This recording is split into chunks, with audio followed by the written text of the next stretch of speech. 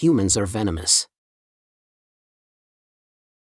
From the Intergalactic Journal of Mechanics and Biology. During the solar cycle of 14,456, a replication study was conducted by our scientists at the Intergalactic Congress Laboratory. The study attempted to replicate an experiment from a previously published human study. The results were a conclusive replication indicating that the human mouth contains up to 200 species of microorganisms at a concentration of 1,000 to 1 billion on each dental protrusion, tooth. Despite their outworld classification as a Class A1 predator, on their own planet they meet a low classification of a D8 predator, or a B2 when factoring in their intelligence. For this reason, on their own planet, humans are not considered venomous despite the need for immediate hospitalization upon receiving a bite from their own species. Off-planet, their nature as an A1 apex predator gives them a subclass of a G6 venom predator. Though their saliva is not dangerous when in contact with open skin or carapace, immediate medical attention is required if bitten or spit on. Areas of danger include the eyes, nose, mouth, or any other orifice that allows access to the nervous system. Additional literature on the subject indicates that bacterial presence is used as a catalyst for breaking down food in the mouth. Other bacteria exist within the gut to help with food processing. Without bacterial assistance, food processing would be almost impossible for a human. The nature of this mutualism inoculates the human against most off-world diseases. A cautionary note: species from the Gamma-4 sector are advised to keep clear of humans altogether as they are particularly susceptible to human venom. Addendum: all non-human species are advised to avoid calling humans venomous as it may be seen as an insult. Humans do not see themselves as particularly dangerous to others in this way. At any other time, Krill might have been worried about their present predicament, but after months of shenanigans with the humans, including almost dying more than once, the situation they were in now was almost laughable. Once again, human recklessness had brought them to their knees before an angry group of Berg. Perhaps they would have made it out alive if the sass of the captain hadn't inadvertently offended the leader of the ship, an offense whose punishment was immediate execution. On their knees, the humans were almost as tall as the Berg, though of course, the Berg were octopeds and would likely tower over the humans if they stood on their backmost set of legs. Ready yourself for your demise, human, the Berg commander clicked through his quadrasegment mouth, a sheen of base slime glittering over his body. The captain raised an eyebrow. Come on, I didn't mean it like that. In fact, ugly scorpion is a term of endearment on my planet. With a roar, the Berg commander scuttled closer, pincers clicking right in front of the human's face, shining points ominously close to his one remaining eye. The human blinked and leaned back in a very unsettled sort of way. Despite this, Krill still saw the reaction as understated. He had death literally 2 inches from his face and he seemed more disturbed by the thing's segmented mouth than his own imminent doom. Ready the weapons, the Berg called out.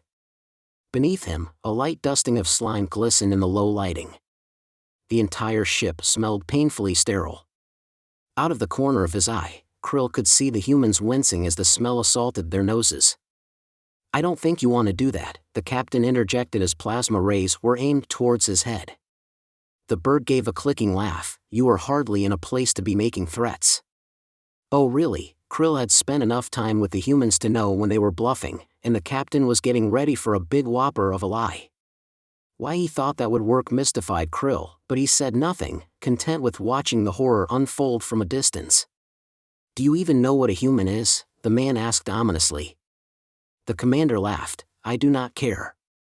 Well, you should, the human shot back. If you knew what we were capable of, you would run screaming from this place. And why is that? The creature asked in amusement. Because if I chose to, I could snap these chains with my bare hands and throttle you with them. The creature laughed, but Krill kept silent. He sort of doubted that claim, but it honestly wouldn't surprise him if that was true. Then do it. If you can break the chains, then do it and take your freedom.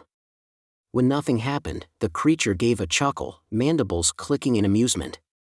I am going to enjoy this, and once you're dead, I'm going to take my time with the rest of your crew. I am going to rip them to pieces bit by bit and sing along with their screams of agony. Mistake. Krill winced, shrinking back as he watched the human's eyes narrow in rage. The creature let off another clicking laugh, and then a terrible scream. Krill yelped in horror, unsure what was happening as the group of creatures rushed in to help their commander who was on the ground underneath the captain's knees. The man's teeth had torn a piece of carapace from the creature's shoulder. As he was pulled away, saliva and slime coated his chin and neck. Where the saliva and slime made contact, steam fizzed into the air. The commander, once silent, was now crying out in pain, scratching at his torn carapace with terrified fervor. Steam blasted from the slime-producing pores under his carapace as the slightly acidic human saliva met the base slime of the creature. "It burns!"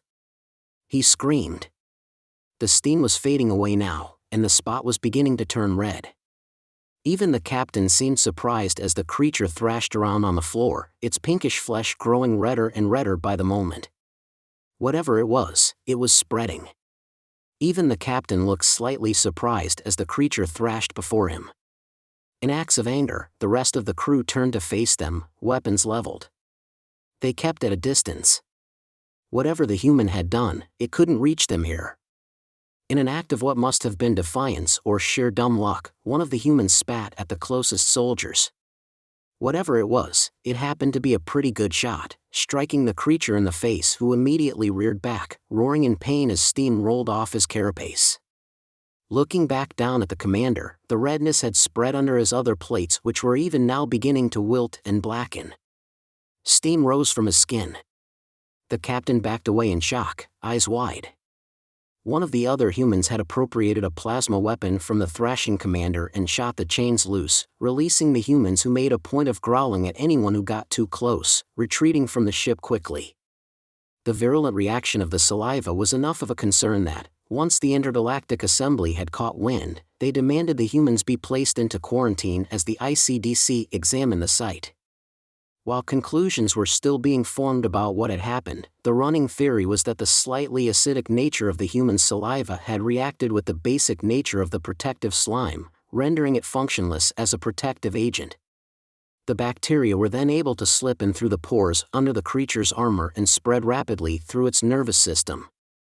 It was unknown at this point why the bacteria had been so fast-acting, but it was theorized the structures of the humans versus the bergs somehow accommodated the spread of bacterial infection. The eyes, requiring the basic slime to function, had their functioning burned away and allowed infections to set straight into the brain. The Intergalactic Council ruled the incident self-defense and mitigated other charges, as the human had not known what the reaction would be. However, from that day on, a law was set in place determining that a human spitting at someone was to be a Class 1 felony charge, or in certain cases, attempted murder, while other precautions were put in place forcing human inmates to wear spit shields when placed into custody. Despite themselves, the humans found the entire thing funny, never having assumed another species would consider them venomous. It was only bacteria after all, and venom and bacteria aren't the same thing. The end.